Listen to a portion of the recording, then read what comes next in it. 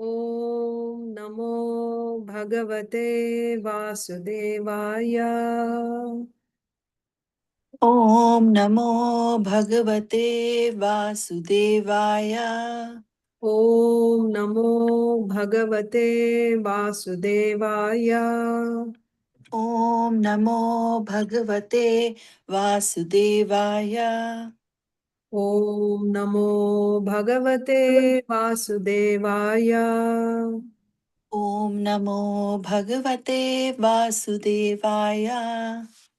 Narayanam Namaskritya Naram Chaiva Narottamam Devim Saraswatim Vyasam Tato Jayamudiraye Nashtaprayeshvabhadreshu Nityam Bhagavata Sevaya Bhagavatyuttama-shloke Bhaktir Bhavati Naishtiki Om Ajnanatimirandhasya Jnananjana Salakaya Chakshurunmilitam Yena Tasmai Sri Gurave Namaha Namo Om Vishnupadaya Krishna Presthaya Bhutale Srimate Bhakti Vedanta Swaminiti Namine Namaste Saraswate Deve Gauravani Pracharine Nirvishesha Shunyavadi Paschatya Deshatarine Vanchakalpatarubhyascha Kripa Sindhubhya eva cha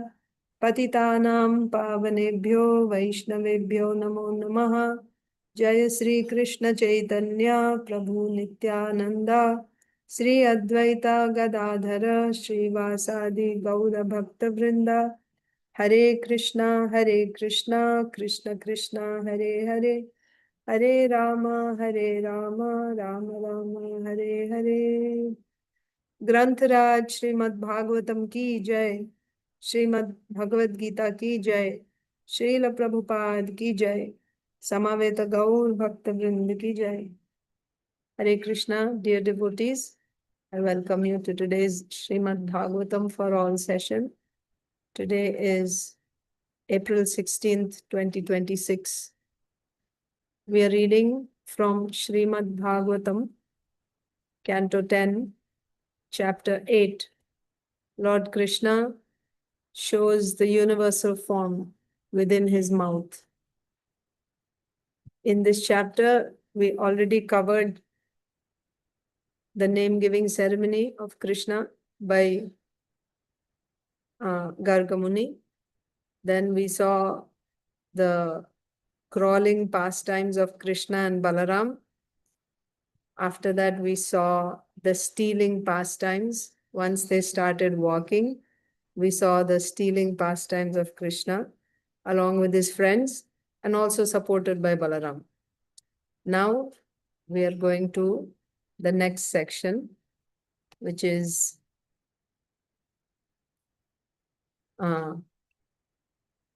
Krishna's showing the universal form to his mother. So this is how. So after describing the pastime of Krishna stealing butter, yogurt, etc., Sukadeva Goswami remembered another pastime of Krishna. But this pastime had occurred long before these other pastimes. But Sukadeva Goswami remembered, so he's describing this pastime now. So what exactly happened? Let us see. This is text 32 of chapter 8.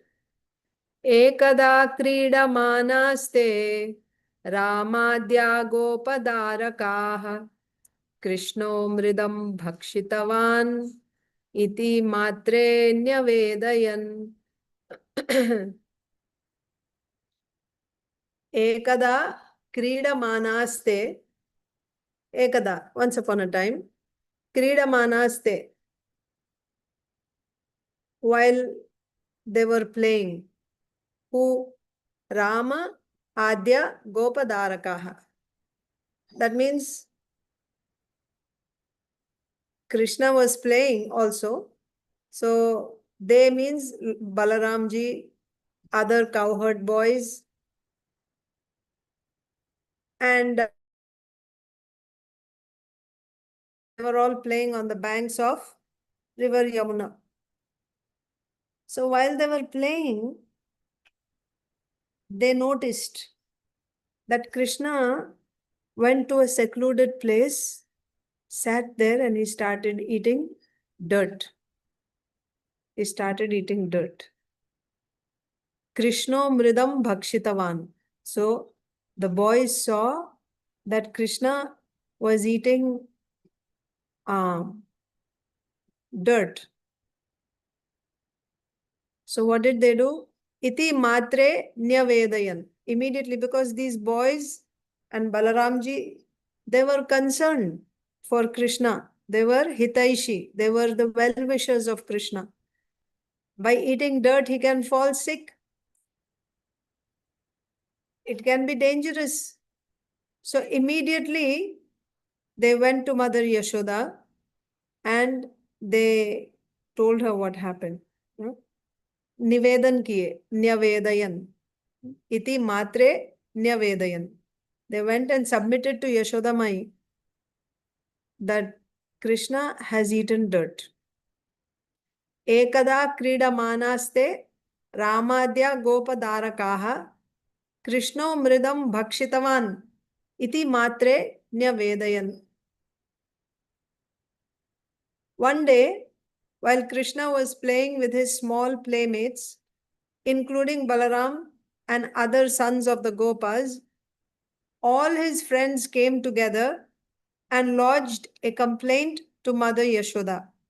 Mother, they submitted. Mother, they submitted. Kṛṣṇa has eaten earth. Purport. Here is another of Kṛṣṇa's transcendental activities invented to please the gopis. So Kṛṣṇa ate dirt. What is the purpose? Actually, there are different reasons that are given by the Acharya, but one of them, as we see here, is why Kṛṣṇa ate this dirt is to please the gopis. First, a complaint was lodged with Mother Yaśodā about Kṛṣṇa's stealing. Who complained? The gopis came and complained. Did Yaśodā Mai chastise Kṛṣṇa for stealing? No. She wouldn't even think of chastising Kṛṣṇa. Rather, if you remember, Srila Vishwanath Chakravarti Thakur said, what was her thought? She was thinking, you remember what Yaśodā Mai thought? After hearing all the complaints, that was the last thing that was said by Srila Vishwanath Chakravarti Thakur. I read it out to you. After hearing all the complaints of the gopis, what did she think, Yaśodā Mai?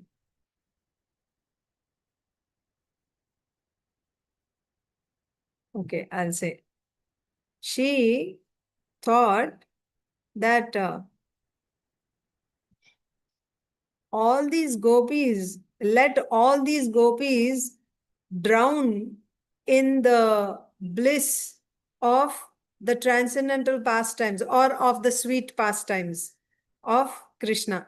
Let all these gopis drown in the nectar of the stealing pastimes of Kṛṣṇa, because she knew they were so happy by those pastimes.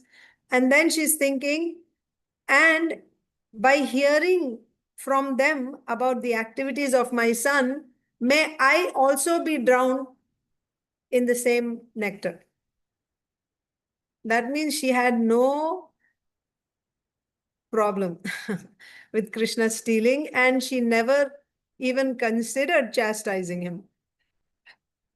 So when she heard complaints, first a complaint was lodged with Mother Yaśodā about Kṛṣṇa stealing, but Mother Yaśodā did not chastise him. Now, in an attempt to awaken Mother Yaśoda's anger so that she would chastise Kṛṣṇa, another complaint was invented that Kṛṣṇa had eaten earth. Why are they saying it's invented?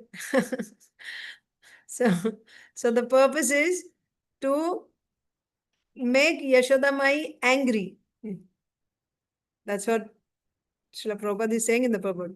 In an attempt to awaken Mother Yasoda's anger so that she would chastise Kṛṣṇa. She didn't chastise Kṛṣṇa for stealing, but she will chastise him for eating dirt. So this will work. The other complaint didn't, make Yasoda chastise, but this will. In an attempt to awaken Mother Yasoda's anger so that she would chastise Kṛṣṇa, another complaint was invented that Kṛṣṇa had eaten earth. Before that, let me see if there's any commentary. So Srila Vishwanath Chakravarti Thakur is saying, the taste of maternal affection means vatsalya rasa, that the gopis had. The taste of maternal affection by the gopis finding fault in Kṛṣṇa has been completed. That means the gopis complaining to Yasoda Mai was actually done out of their vatsalya rasa, out of their vatsalya bhava for Kṛṣṇa. So they were expressing their vatsalya bhava, maternal affection for Kṛṣṇa, in the form of complaining to Mother Yasoda. So that was completed in the previous pastime, when the gopis came and complained to Yasoda Mai. The taste of maternal affection by the gopis finding fault in Kṛṣṇa has been completed. That taste is completed. This verse presents the taste of Vismaya rasa, not Vatsalya rasa. This is Vismaya. Also remember, when the gopis complained, of course the gopis were experiencing Vatsalya rasa. What about Yasoda Mai? She was also, you see, Yasoda Mai is not chastising Kṛṣṇa. Yasoda Mai is not chastising Kṛṣṇa in spite of hearing complaints from the gopis, is a sign of her Vatsalya rasa. Remember, she was thinking, he can get depressed thinking that even my mother doesn't understand me, that, I'm working so hard, I'm earning this and I want to eat this butter and she's controlling me from eating. Uska chota sa hriday, usko bahut dukh ho jayega. Like that. Mother Yasoda will think like that. That, nahi. So she would never think of chastising. So the point here is, Yasoda Mai is not chastising Kṛṣṇa. Yasoda Mai is not wanting to chastise Kṛṣṇa for stealing, is her Vatsalya bhava. In fact, it is said the perfection of her Vatsalya bhava. Like, she had so much love for Kṛṣṇa that she didn't want to chastise him. So his stealing didn't bother her, right? She didn't want to chastise him. And that was actually of her Vatsalya bhava.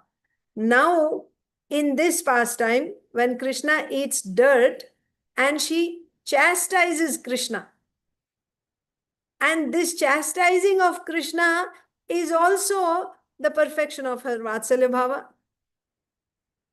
because she's concerned that he will fall sick. So out of concern for Kṛṣṇa, she chastises him. So not chastising Kṛṣṇa in the previous pastime for stealing, that is the perfection of her Vatsalya bhava. But now here Srila Vishwanath Chakravarti Thakur is saying this is Vismaya. Vismaya means wonder, right? So this pastime shows Vismaya. So of course he ate dirt, so that's one thing, but afterwards he will show the universal form. And Yasoda Mai is like,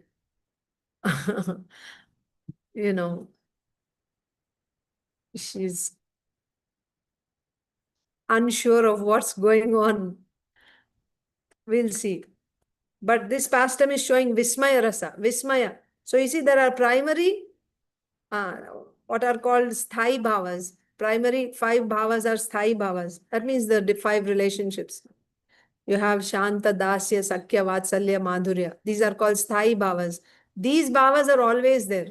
No matter what happens, Yasoda Mai will always have that Vatsalya bhava, that is thayi, that is always there. That platform is always there. On top of that, on different occasions, there is addition of other bhavas, secondary bhavas or secondary rasas are produced. Like sometimes comedy, now vismaya, wonder, or, daya, right? Mercy, like that. So there are seven secondary rasas. 5 are primary and 7 are secondary. Totally, there are 12 rasas. So now this particular pastime is going to bring out vismaya rasa. Vismaya means astonishment. So let us see what Srila Vishwanath Chakravarti Thakur is saying.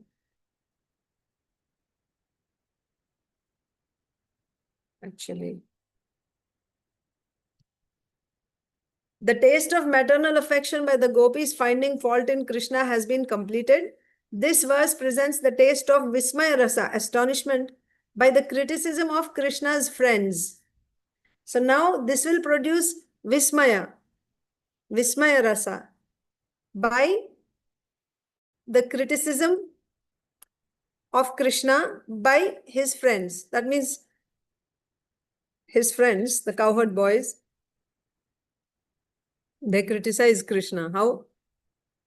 Criticize Kṛṣṇa means they go and complain to Yaśodā that he's eating dirt. So by this, there will be vismaya rasa produced.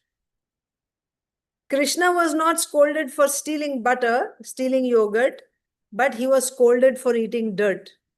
Both were incited by love. That's the main thing we should understand here.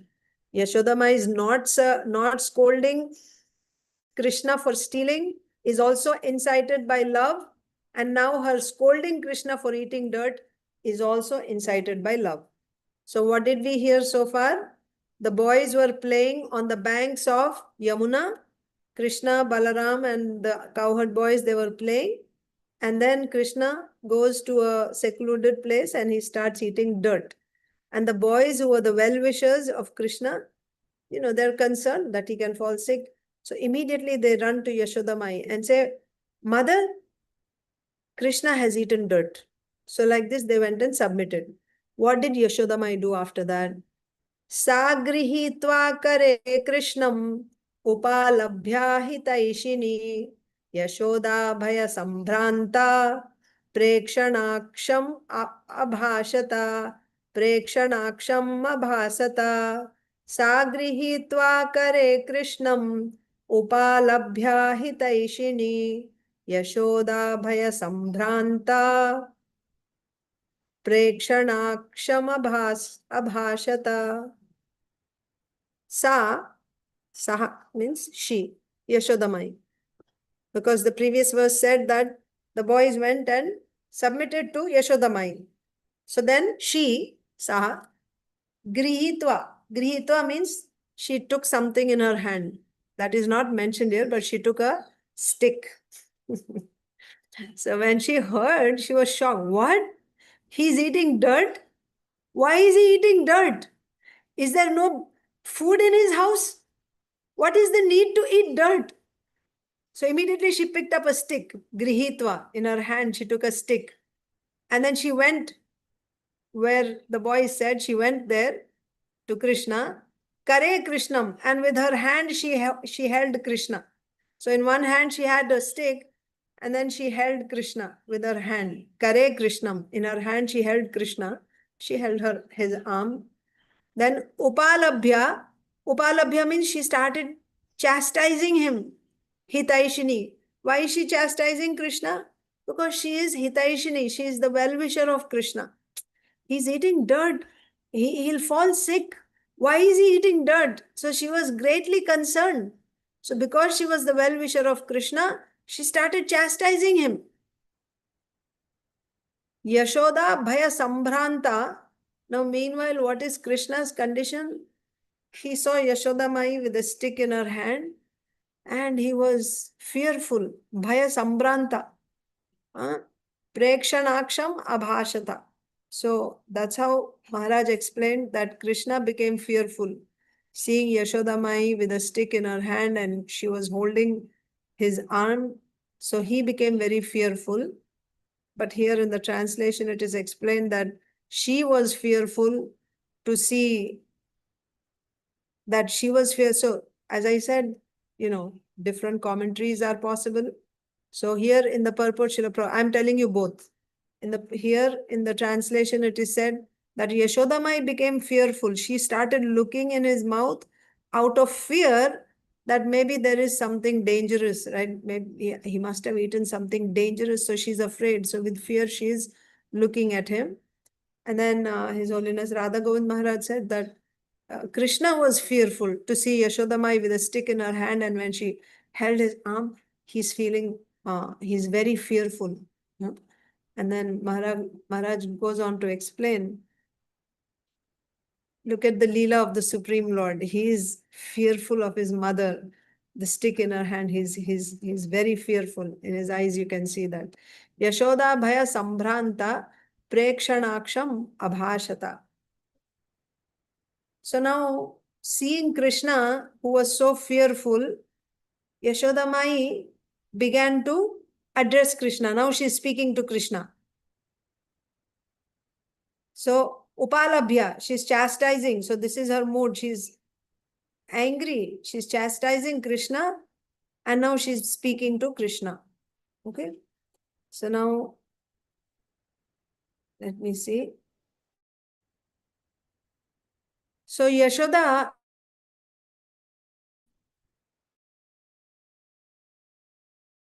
run away. So this is another explanation. So why is Yaśodā Mai holding Kṛṣṇa's hand? Yaśodā Mai is holding Kṛṣṇa's hand because he might run away. So just so that he may not run away, she held him. Though Yaśodā scolded him, so upālabhya is said. Upālabhya means she is scolding him. But her intention was his well-being, hitaiṣiṇī. She is the well-wisher of Kṛṣṇa. So her scolding was just because of her love for Kṛṣṇa, because of her affection for Kṛṣṇa. She is the well-wisher of Kṛṣṇa. She doesn't want him to fall sick. So that's why she's scolding. So even though she's scolding, the intention there is to benefit Kṛṣṇa. So in this case, whether it is scolding or beating, well, by the way, she never beat Kṛṣṇa. She only, Prabhupada also says, she only showed a stick to Kṛṣṇa. But even if there is beating, right? Here in Srila Vishwanath Chakravarti Thakur is saying that in this case means where Yaśodā Mai is scolding. So like that, scolding and beating actually nourish the prema. So her vatsalya prema is only nourished by her scolding. These are not faults. This is very significant and important.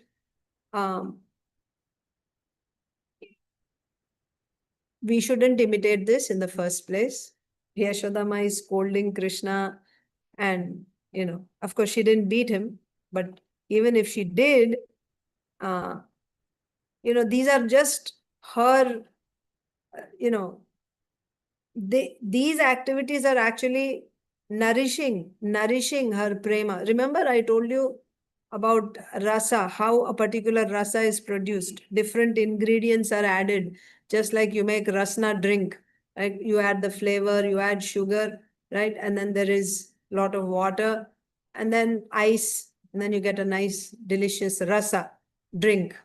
Like that, in prema also different rasas are produced by adding different ingredients, like that. So here it is said, scolding and beating, they only nourish that rasa. But this is not to be imitated. What exactly is happening is, we see in Sri Chaitanya Charitamrita, Kṛṣṇa is thinking. Kṛṣṇa appears only once in a day of Brahma. So at that time, Kṛṣṇa is thinking that everyone just comes and offers obeisances to me, right? They worship me. But that means they see themselves as subordinate to me. That means they come and they regard themselves as subordinate to me. The whole universe is filled with the conception of my majesty. But this feeling of awe and reverence for the Supreme Lord weakens the love. Huh? So, love weakened by the sense of majesty does not satisfy me, Krishna's thinking.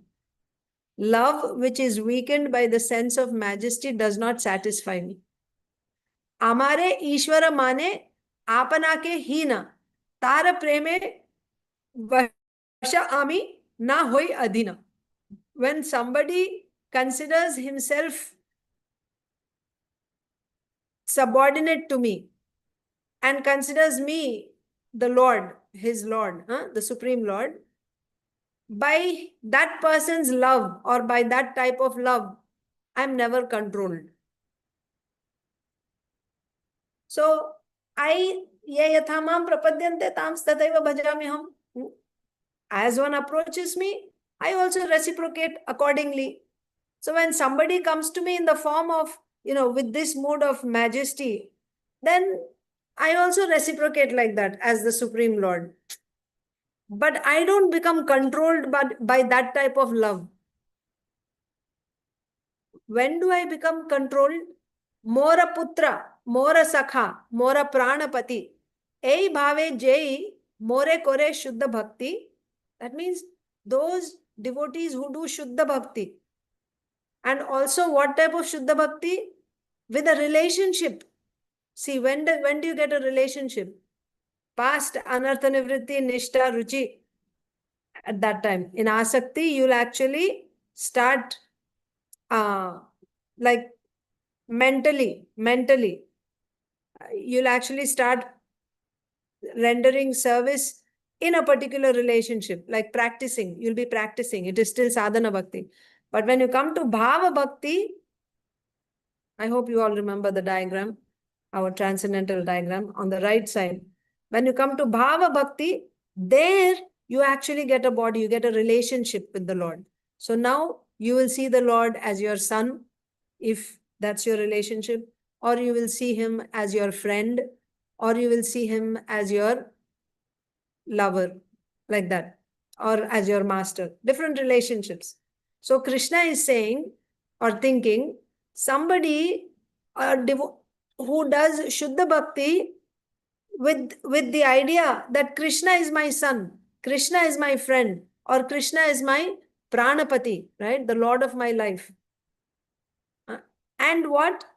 In this relationship, they see themselves as superior to me, or they see themselves as equal to me. By this type of love, I become controlled. That means the devotee has to rise in his love to such heights that he is able to see himself as equal to Kṛṣṇa, or even see Kṛṣṇa as subordinate to himself or herself. When a devotee comes to that height in love, what do you mean by height? How do you measure who is higher and who is lower in bhakti? By the amount of love that they have. And love also, not just the amount, that there's actually, calculation there. Somebody who's in the type of relationship also matters. If somebody is in madhurya rasa, even if their quantity of love is less or something, they are still superior to another devotee who is in dasya rasa or vatsalya rasa with more amount of love. Still this devotee is superior in madhurya rasa, like that. And also in the worshipable deity, if you are a worshipper of Lord Narayan, and if you are a worshipper of Lord Kṛṣṇa in Dwaraka and a worshipper of Lord Kṛṣṇa in Vrindavan, then who is superior? The devotee who's worshipping Kṛṣṇa in Vrindavan is superior, like that. So there is hierarchy. So that means what decides who's superior? Your prema decides. So if somebody has come to the stage of Vatsalya Bhava,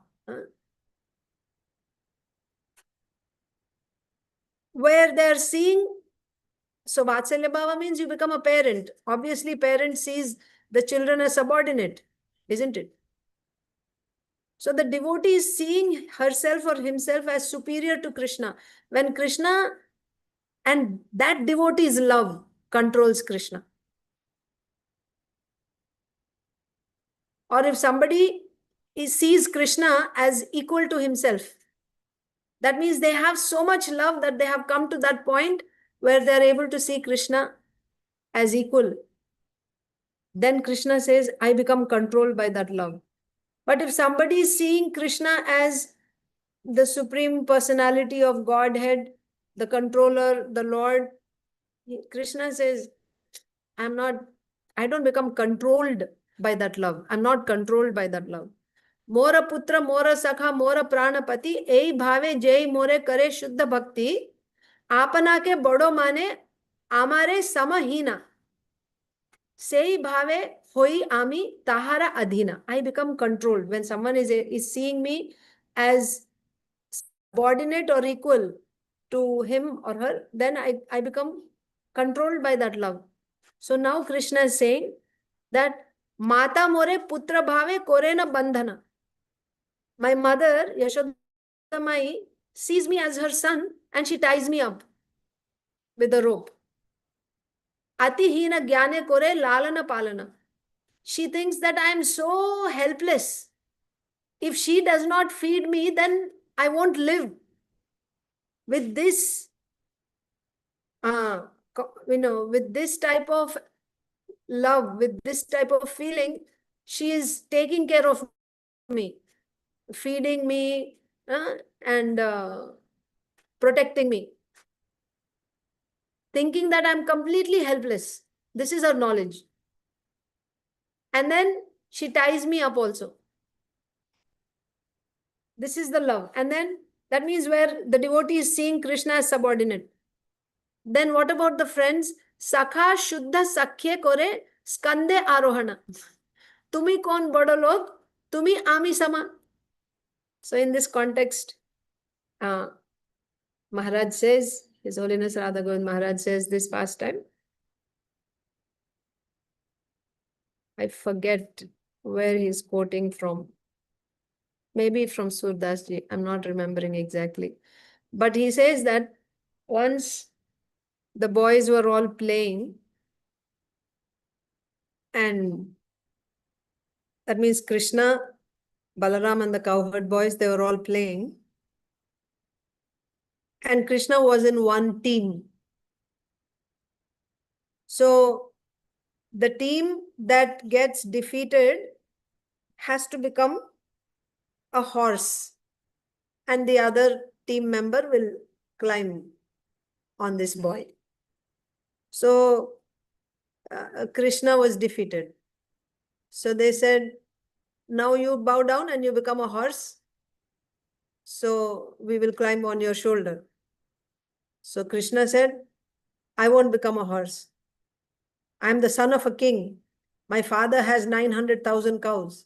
I'm not going to become a horse. So the boy said, your father is a king and he has 9 lakh cows. So what do we do about that? When you're playing here, we are just playing. Will you become a horse or not? He said, no. Then we remove you from our team. Go. You're out of the game. So they just removed him. And then Kṛṣṇa became very sad. He went and sat in one corner and he started, like he became very, very sad. He was missing FOMO, right? Fear of missing out. So he became really sad sitting there alone, and they were playing, and he was crying. So now, after some time, the boy said, all right, I think we should take him back now. So then they said, so you'll become a horse or not? He said, yes. So he bowed down and Sridhama got on his shoulders. So Kṛṣṇa became a horse. So there, now Kṛṣṇa is thinking that my friends, they get on my shoulder. Huh?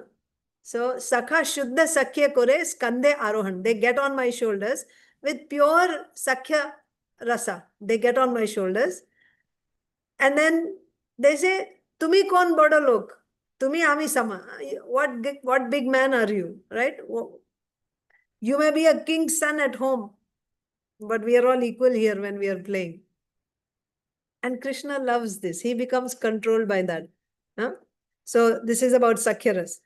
Then about Madhurya Ras also. Priya jadi mana kori koraya bhartsana. Bhartsana mane, mana. Mana means sulking, right? So she won't talk. Srimati Radharani. So she won't talk to Kṛṣṇa, becoming angry with him. And she may even call him all bad names.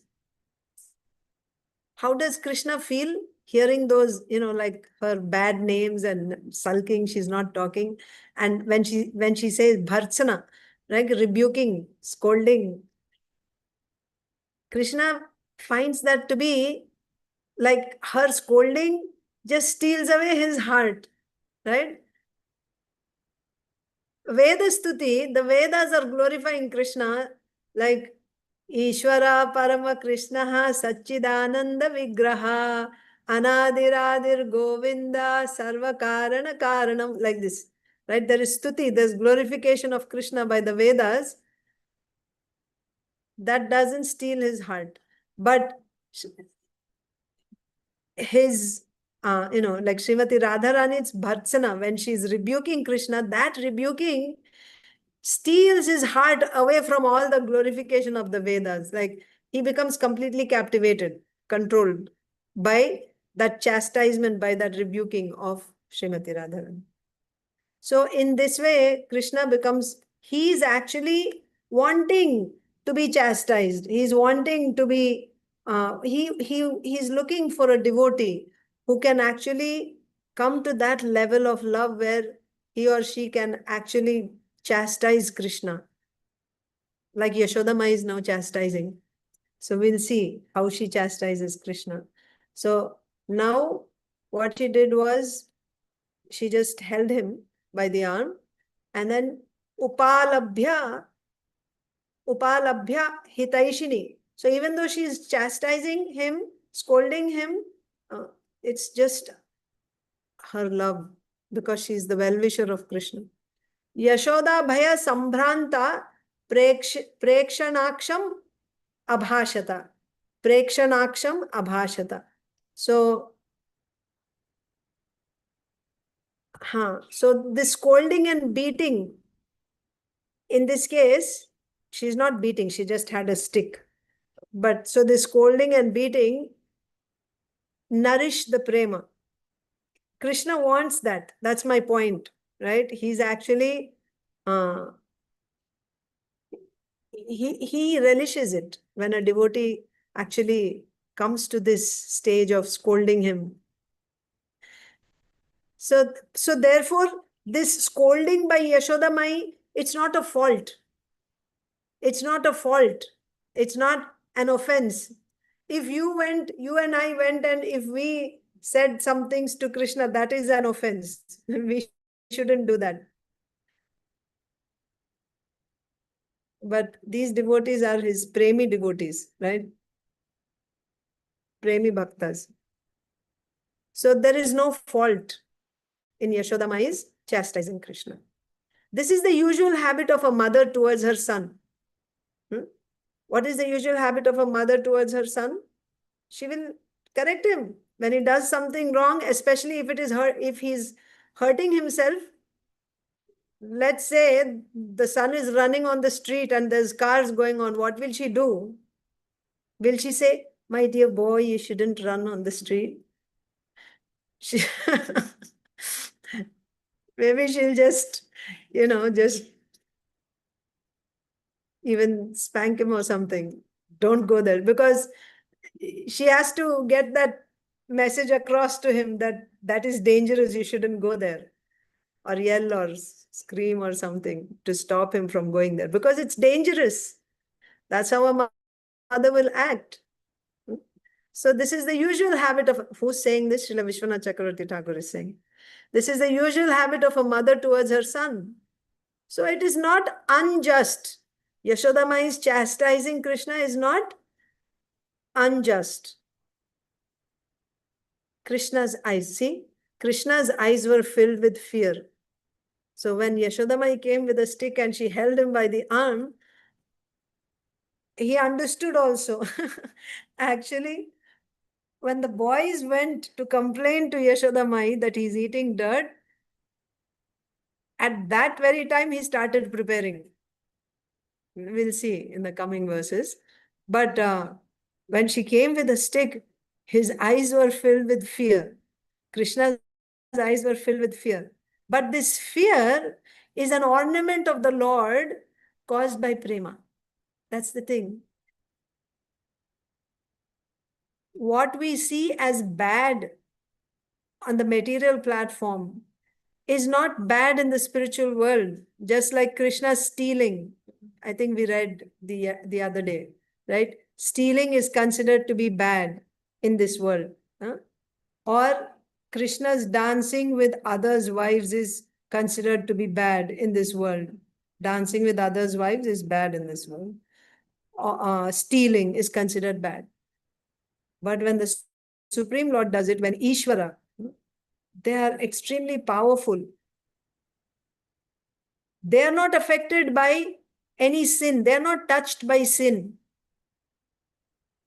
Just like Lord Shiva is drinking that poison, hala poison.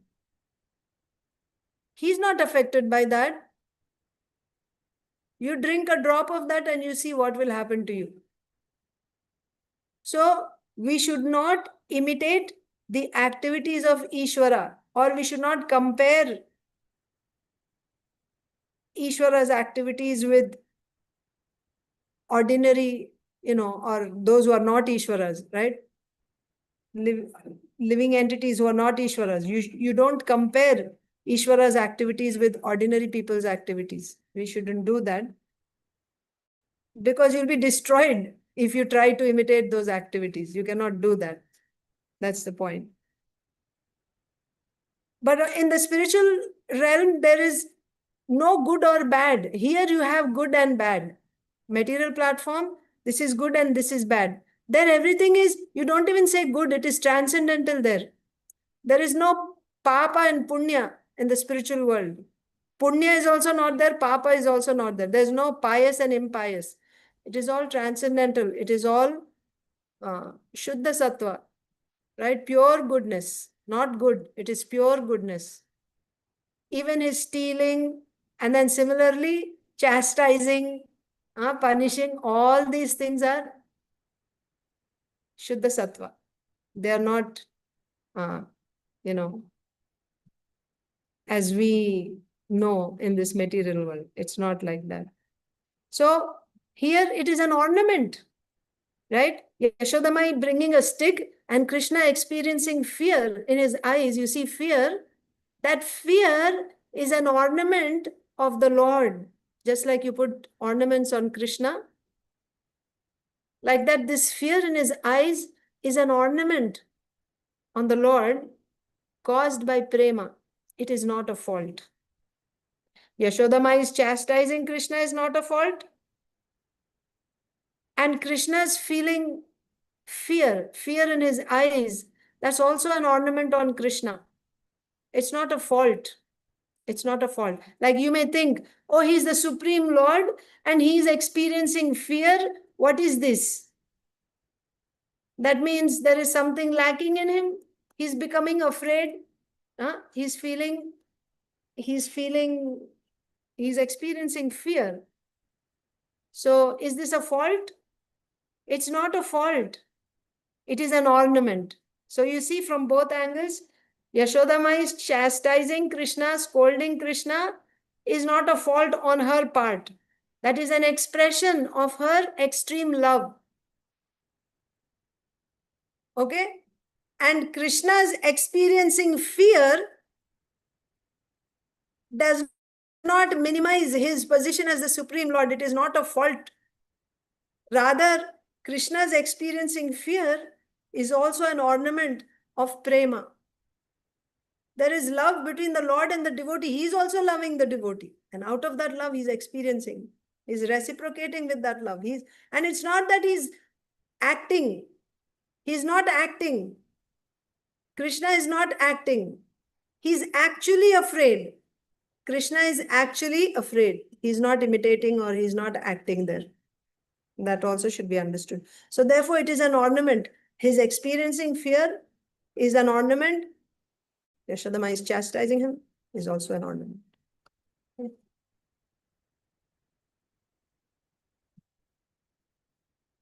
Upālabhya hitaiṣiṇī Yaśodā bhaya-sambhrānta prekṣaṇākṣam abhāṣata. So Kṛṣṇa is experiencing fear. There's fear in his eyes. And then looking at Kṛṣṇa, who was so fearful, now Yaśodā is speaking. Upon hearing this from Kṛṣṇa's playmates, what did she hear? That your son ate dirt. Upon hearing this from Kṛṣṇa's playmates, Mother Yaśodā, who was always full of anxiety over Kṛṣṇa's welfare, picked Kṛṣṇa up with her hands to look into his mouth and chastise him. Her eyes fearful, she spoke to her son as follows. So this is a different commentary and that's a different commentary. You can take both. What I explained to you was from Srila Vishwanath Chakravarti Thakur's commentary and also His Holiness Radha Govind Maharaj. I think Radha Govind Maharaj speaks from Harishori Ji's commentary. So now Yaśodā is saying,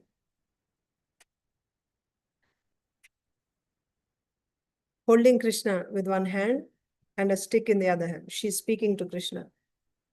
Kasmān mṛdaṁ adāntātman bhavān bhakṣitavān rahaḥ vadanti tāva kāhyete kumāraste grajopyayam. Kasmān. What is the reason? Why? Mṛdaṁ means mitti, dirt. Bhavān bhakṣitavān. Why did you eat? Bhakṣitavān means eat. Bhavān means you. Mṛdaṁ means dirt. Kasmān mṛdaṁ bhavān bhakṣitavān. Why did you eat dirt? Note that Yaśodā is not asking, did you eat dirt?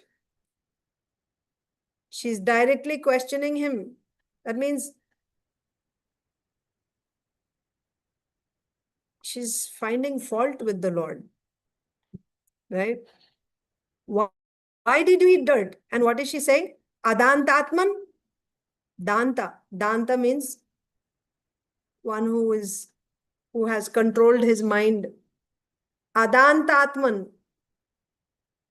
You restless one. One who is so mischievous, restless, जिसका mind उसके control में नहीं है. Right?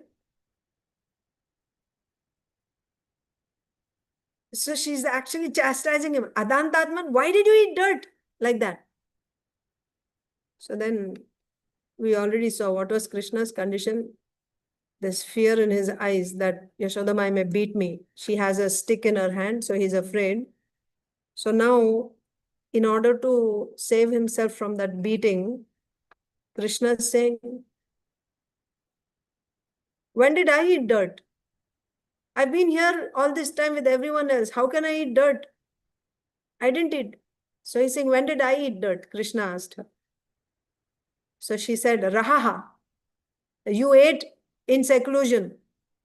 So I've been here with all the other boys. How can I eat? That was Krishna's point. She said, why did you eat? He said, how can I eat? I've been with all these other boys playing. How can I eat? So she said, rahaḥ means in seclusion. You went and ate in secluded place. So then she said, see, Kumara means small boys like Krishna's age. Small boys, they don't lie. Boys are innocent. They'll just speak the truth. All these boys, vadanti tavaka hiyate kumaraha. All these boys are your friends only, right? Your playmates. Tavaka hiyate kumaraha. Vadanti. They are saying, these boys are your friends, your playmates. They are saying that you ate dirt.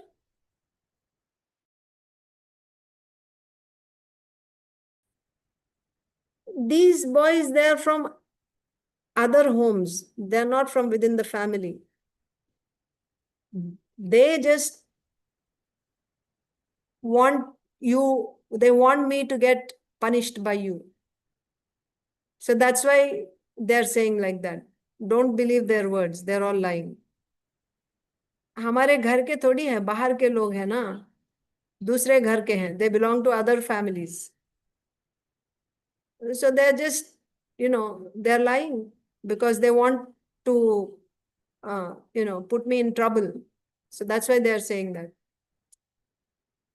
Acha. So Yaśodā is saying, your brother Balarāma, he's also saying, kyun Balarāma? Did he eat dirt? Balarāma ji says, yes, I saw him, he ate dirt. Tepi agrajopyayam. Your elder brother Balarāma is also saying. So then Kṛṣṇa is saying, oh, he's also like the others. I don't know why he has become my older brother. He also wants me to, he also wants to see me get chastised by you. I'm so frustrated with him. You know what he says? He says that Yaśodā never gave birth to you. So Yaśodā, she got distracted from the topic and she said, हाँ, इतना डीट हो गया, मतलब he's become so, what do you say? डीट को English में क्या बोलेंगे? Arrogant? मतलब he said that so Kṛṣṇa saying, he says Yaśodā never gave birth to you. So Yaśodā, he says like that. Yeah. He says that Nanda Maharaj and Yaśodā purchased me from somewhere and got me home. And he keeps asking me all the time, every now and then when we are playing. I'm so fed up with him. That's why I don't like to go out to play. I don't even go to play outside. Because while we are playing, every now and then he keeps saying, you are not Yaśodā son. She never gave birth to you. Where did you come from? Like this, he keeps asking me. And I feel so bad. That's why I don't even go to play. Because of him. So now Yaśodā is like, all that is okay. You tell me why you ate dirt. So Kṛṣṇa was trying to deviate Yaśodā from the topic. And for some time, she kind of went away and then she came back. She was holding on to that. She said, why did you eat dirt, you tell me? So that was her question. Kasmān mṛdaṁ adāntātman. You restless one, you mischievous boy. Why did you eat dirt? Rahaḥ, in a secluded place. When he said, I didn't, I didn't eat. I've been with all these people, how I can eat? You ate in a secluded place. Your friends, kumaraha, your age, small boys, your playmates, they said that you ate. Then he said, oh, they're all lying. बाहर के लोग हैं, other families, right? They're from other, हमारे घर के लोग नहीं हैं. So they're just lying, you know, to get me punished by you. Then Balarāma is also saying, he's also like them only. He gives me trouble all the time, like that. Translation and purport by Srila Prabhupada. Dear Kṛṣṇa, why are you so restless that you have eaten dirt in a solitary place? This complaint has been lodged against you by all your playmates, including your elder brother Balarāma. How is this? Purport. Mother Yaśodā was agitated by Krishna's restless behavior. Her house was full of sweetmeats. This was her thing. Ghar mein khana nahi hai kya? You don't have food at home? There are so many things to eat. Why you have to eat dirt? That's her question. Her house was full of sweetmeats. Why then should the restless boy eat dirt in a solitary place? Krishna replied, my dear mother, they have plotted together and lodged a complaint against me so that you will punish me. My elder brother Balarāma has joined them. Actually, I have not done this. Take my words as true. Do not be angry and chastise me. That means, please don't chastise me. I have not done this. They're all lying. That's Krishna's point. So, Srila Vishwanath Chakravarti Thakur is saying, Yaśodā said, oh, one with restless body and mind. She's chastising Krishna. Oh, you with a restless body and mind. Why did you eat dirt? Did you not get sweets in my house? Not in my presence, but stealthily you have done it. Right? Rahaḥ means in a secretly you went and ate dirt. Your friends are saying this, so it cannot be false. You cannot say that they are speaking against you because they want me to beat you. Because even Baladev is saying this. He's standing right here saying this. There is no doubt about it. That means Yaśodā Maya asked Balaramji, and then Balaramji said, yes, yes, he ate dirt. So Yaśodā Maya is saying that you cannot say that you didn't eat or that they are lying, because Balarāma is saying like that. So shall we read Bhagavad Gita now? We'll continue Bhagavatam tomorrow.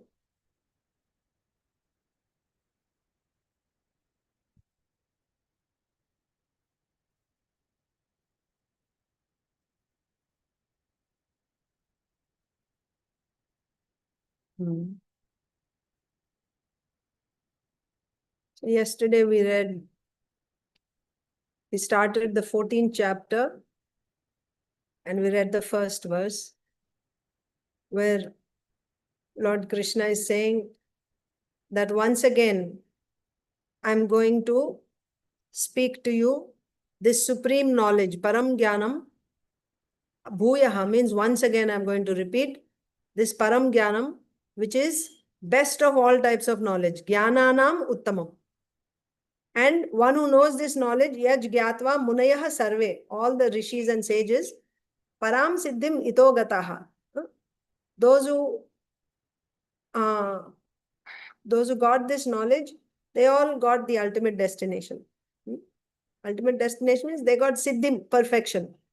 Param siddhim, they got transcendental perfection. Remember, always remember, these last 6 chapters are Jnana Yoga. So in Jnana Yoga, what is the final destination? To go and merge into Brahman. So that is the Param Siddhim, perfection. So we read the purport also yesterday. And I mean, day before yesterday, we read the purport, and yesterday I explained to you what we are going to cover in this chapter. What are we going to cover in this chapter? Three modes We will how learn. they are acting. Yes, Mataji, go ahead. 3 modes how they are acting on us. Yes. And what else? How the three modes. How the association with the 3 modes get us a next body. Correct. Correct. How we get another body because of association with three modes. So how the three modes are acting on us, one thing. And by this association, by the association with these modes, samskaras are formed in the chittam, samskaras. That means if you're associating with goodness, then samskaras are formed, means when you're doing some activity, that activity is creating impressions on your chittam. So if your activities are in the mode of goodness, then there will be samskaras in the mode of goodness. And those samskaras will come out. And those samskaras will create desires which are in the mode of goodness. So at the time of death, if your desire is in the mode of goodness, then your next birth is, your next body will be also in the mode of goodness, like that. So in summary, Srila Vishwanath Chakravarti Thakur explains, in this chapter, we will learn that by the influence of sattva, rajas and tamogunas, that means by the influence of the three modes, the jivatma covered by avidya, remember, the modes will act on one who is covered by avidya.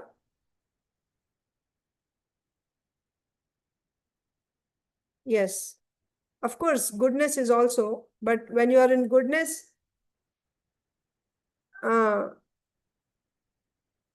vidya, when you are covered by vidya, that is better. It is superior to being covered by avidya.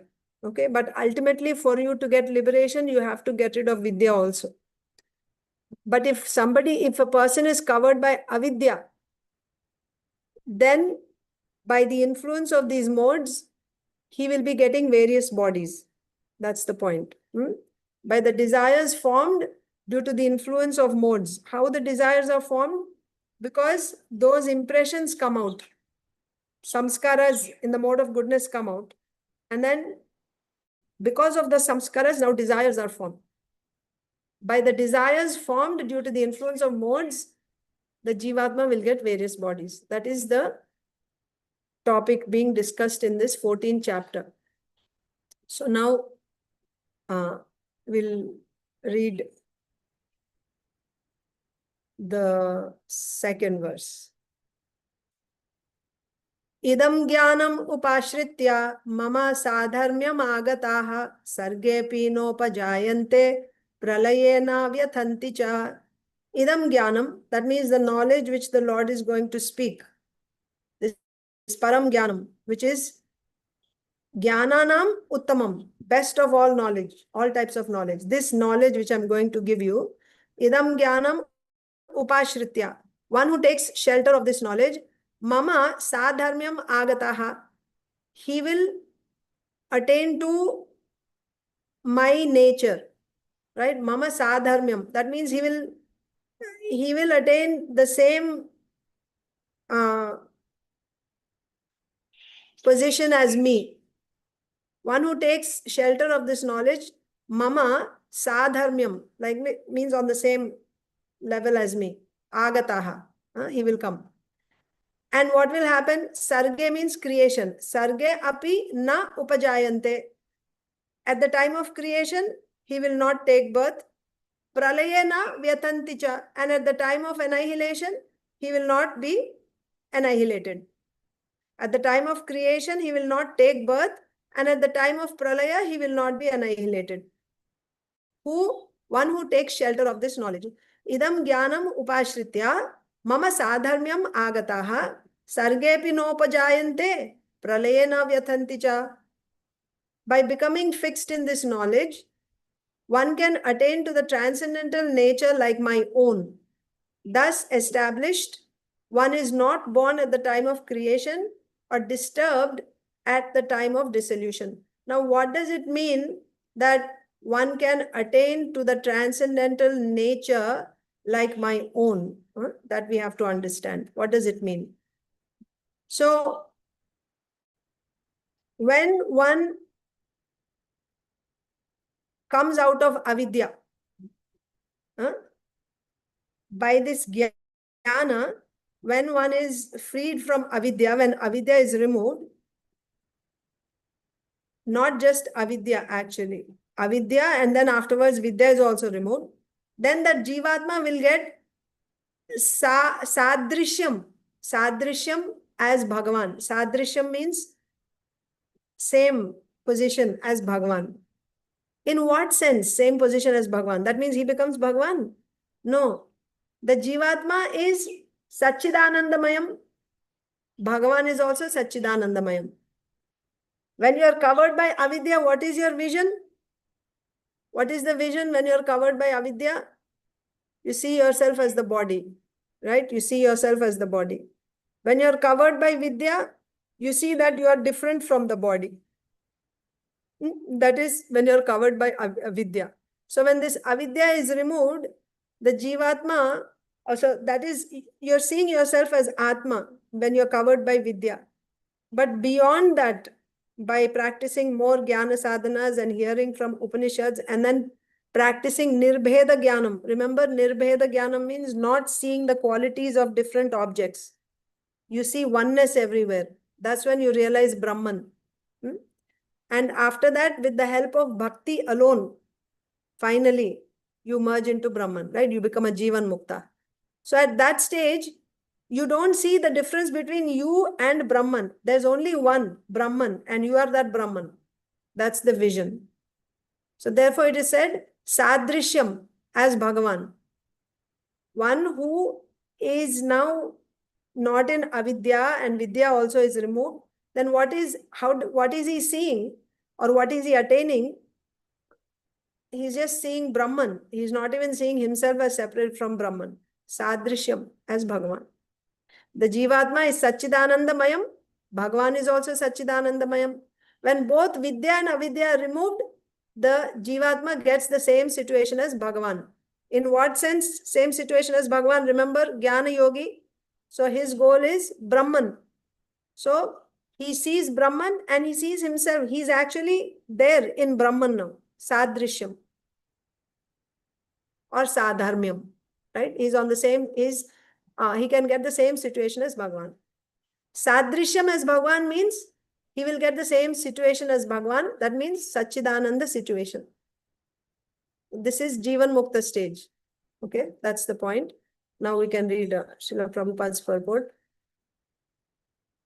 After acquiring perfect transcendental knowledge, one acquires qualitative equality with the Supreme Personality of Godhead, becoming free from the repetition of birth and death. One does not, however, lose his identity as an individual soul. It is understood from Vedic literature that the liberated souls who have reached the transcendental planets of the spiritual sky always look to the lotus feet of the Supreme Lord, being engaged in his transcendental loving service. So even after liberation, the devotees do not lose their individual identities. So Srila Prabhupada always, whether it is Nishkama Karma Yoga section, Bhakti Yoga section, or Jnana Yoga section, in every purport, Srila Prabhupada will explain it in terms of bhakti only. That is Srila Prabhupada's style. So if you take both, like you hear the commentary to get the flow, and then you also hear Srila Prabhupada's purports together, then you get a better picture, proper picture. Otherwise, what happens is, when you read, you will read according to your conditioning. Srila Prabhupada is presenting it. Srila Prabhupada knows all the commentaries and he has presented it after reading all the commentaries. Now, with what intention he is presenting, what is it that he is trying to say, and what you are taking from those words won't match. If your mind, my mind is absorbed in passion and ignorance, my mind will only accept what I want to accept. I will not accept what he is trying to present. Rather, I will accept only what I want to accept. So, therefore, you will see different devotees explain different commentaries.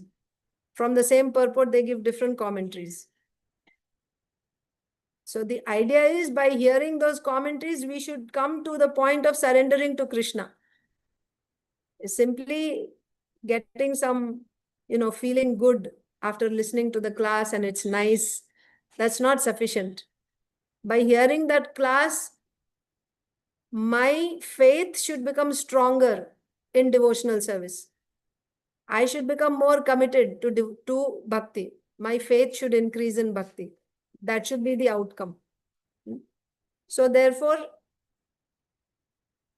we are also reading the commentaries so that with the help of that commentary, we can actually understand what is Srila Prabhupada presenting here.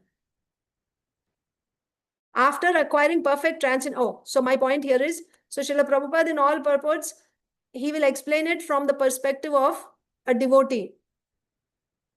Even though this is Jnana Yoga section, Srila Prabhupada will explain it in terms of a devotee. That you will see in the purport.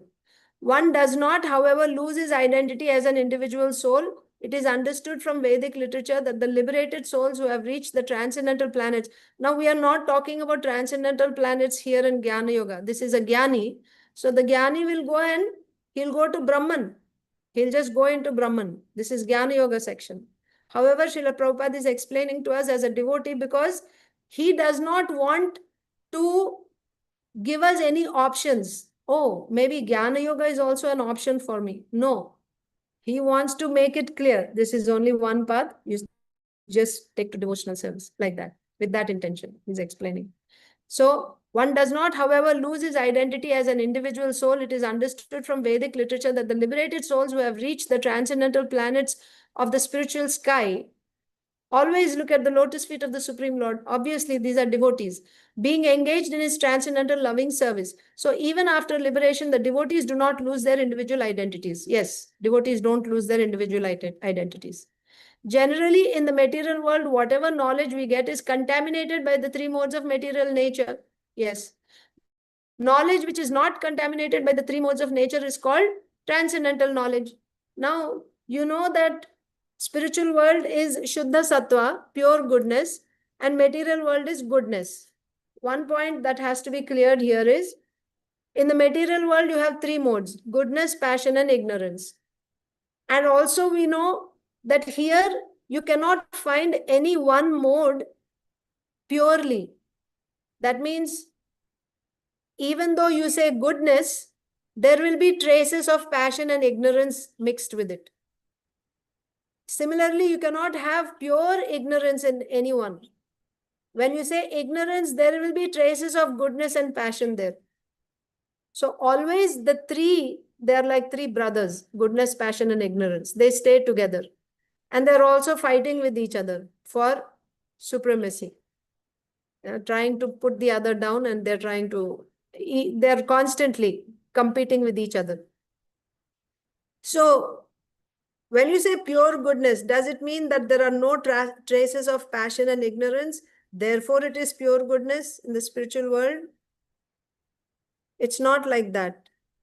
It's of a different quality altogether. Shuddha Sattva doesn't mean the same Sattva that we have in this material world, but without traces of ignorance and passion. You should not take it like that. This goodness is different. Material goodness is different altogether when compared to spiritual pure goodness. That's of a different quality. That you should remember. It's not that it's the same goodness, but without mixture of passion and ignorance. Not like that. So generally in the material world, whatever knowledge we get is contaminated by the three modes of material nature. Knowledge which is not contaminated by the three modes of nature is called transcendental knowledge. So knowledge means jnana. Tvam padartha jnana, tat padartha jnana, aikya jnana. This is knowledge, jnana. As soon as one is situated in the transcendental knowledge, he is on the same platform as the Supreme Person. Those who have, that means first Tvam Padartha Jnana means you're still on the platform of soul. Then Tat Padartha Jnana means you have understood Brahman. Aikya Jnana means now you're on the same platform as Brahman. Aikya Jnana. Those who have no knowledge of the spiritual sky hold that after being freed from the material activities of the material form, this spiritual identity becomes formless without any variegatedness. However, just as there is material variegatedness in this world, in the spiritual world, there is also variegatedness. That is why vadanti tat tattvavidas tattvam yajnanam advayam brahmeti paramatmeti bhagwan iti shadyate. Absolute truth is realized in three phases as Brahman, Paramatma and Bhagwan. It doesn't mean there are three different objects. There's only one object. And is that object formless? No. Absolute truth is Satchidananda Vigraha, Kṛṣṇa, Kṛṣṇa of Goloka. That is absolute truth. But that absolute truth is realized differently by different transcendentalists. Why? Based on the amount of bhakti that they have. If they have very weak bhakti, with that weak bhakti, they see Kṛṣṇa without any attributes, just like in a very, very blurred vision. You simply see effulgence, that's all. So for that person who has very weak bhakti, what does he see as absolute truth? Brahman. And what is his goal? Just going and merging into Brahman. Now, because that is his vision, does it mean that the absolute truth is impersonal? No. But to him, to this transcendentalist, this impersonalist, absolute truth is impersonal. And that is his goal. And he just goes and he merges into that. Merges means that Atma will go and will be stationed in Brahman like that. And just stay there like that. Okay. So those who have no knowledge of spiritual sky, hold that after being freed from material activities of the material form, this spiritual identity becomes formless. This is also, this Mayavadis have this, because they have this bad experience that any form is going to give me, attachment to form is going to give me bondage. So therefore, the opposite of form should give me liberation. Because all forms are causing bondage. So therefore, he cannot conceive of a form which can actually liberate you, which will not bind you. This is again, are you all familiar with the story of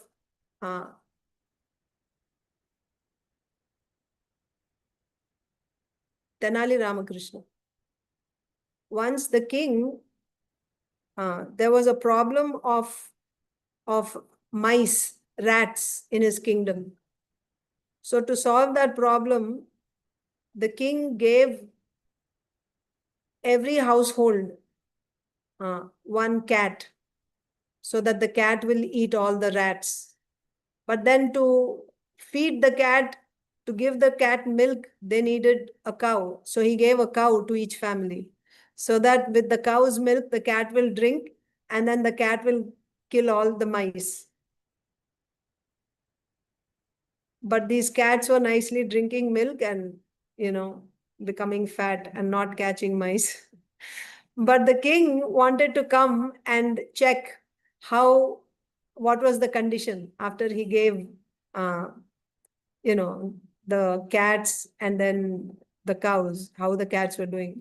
So Tenali Ramakrishna, he got mad. What is this? Cow's milk will be fed to the cat. So what he did was, he gave, so all other cats, when the king went on rounds, he saw all other forms cats became nice, stout and chubby. And when he came to Tenali Ramakrishna's house, he saw his cat was very skinny and lean. He said, what happened? Why you're not feeding the cat cow milk? He said, I feed him, but he doesn't drink milk. He said, why? I don't know. He just doesn't drink milk. So in front of the king, he brought a bowl of milk. And as soon as the cat saw the milk, it just ran in the opposite direction, full speed. What exactly happened was, the first time, he gave sizzling hot milk to the cat. So as soon as the cat went to drink that milk, uska muh jal gaya, right? It burnt its mouth. Since then, it formed this knowledge in its mind. Milk means mouth is going to get burnt. So it just runs away. Anytime he sees milk, never mind whether it is hot, cold, normal, it doesn't matter. Seeing milk, it will just run away. Why I told you this story is that's the condition of the Mayavadis. They had a bad experience with forms in this world, material forms. Material forms means bondage, right? Attachment, aversion, bondage, repeated birth and death. We want freedom from this. So now, even if they see transcendental form, they get scared, like the cat getting scared of seeing milk. Now the milk is not hot, but still it thinks milk means it will burn my mouth. Like that, the Mayavadis, form means bondage. So no form. That's their idea. So ultimate for them, the ultimate goal is, or the absolute truth in the ultimate, what do you say, state, or in the, what do you say, ultimate condition of the absolute truth is formless. That's their thing. But the thing is, they don't have knowledge of the spiritual sky. Those who don't have knowledge of the spiritual sky hold that after being freed from the material activities of the material form, this spiritual identity becomes formless. That's what they think, because their understanding is form gives problems, bondage. So, because this world is miserable, if you want to be liberation, opposite of bondage is liberation. So therefore, opposite of form should be formless. Like that. They calculate like that. The spiritual identity becomes formless without any variegatedness. However, just as there is material variegatedness in this world, in the spiritual world, there is also variegatedness. Those in ignorance of this think that spiritual existence is opposite to material variety. That's their ignorance. But actually, in the spiritual sky, one attains a spiritual form. There are spiritual activities, and the spiritual situation is called devotional life. That atmosphere is said to be uncontaminated, and there one is equal in quality with the Supreme Lord. To obtain such knowledge, one must develop all the spiritual qualities. One who thus develops the spiritual qualities is not affected either by the creation or by the destruction of the material world. So I'll stop here today. Shall I end the session? Thank you all so much. Grantharaj Srimad Bhagavatam ki jai, Srimad Bhagavad Gita ki jai, Samaveta Gaur Bhakta jai. Yes, Prabhuji, Atunja Prabhu. Do you have a good time for a question, Mataji, or you have to leave? I actually have to leave right now. Okay, let's do it next time. But Sure. yeah, please note that question. We'll take it tomorrow. Okay, sure. Yeah. Thank you much. Hare Hare Krishna. Thank you. Hare Krishna, dear devotees. Hare Krishna. Thank you, Mataji. Thank you. Krishna Vibhyo Namaha. Thank you.